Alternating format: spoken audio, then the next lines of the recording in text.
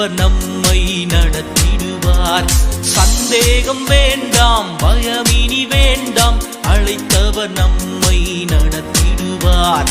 ஒரு முறை அவர் சொல்லிவிட்டால் எப்படியும் அதை செய்திடுவார். ஒரு முறை தேவன் சொல்லிவிட்டால் எப்படியும் அதை செய்திடுவார். எல்ஹனேமான் உண்மை உள்ளவரே, எல்ஹனேமான் சொன்னதை செய்பவரே.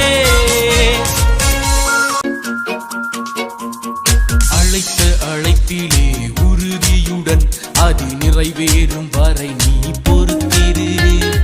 அழைத்த அழைப்பிலே உறுதியுடன் அது நிறைவேறும் வரை நீ பொறுத்திரு.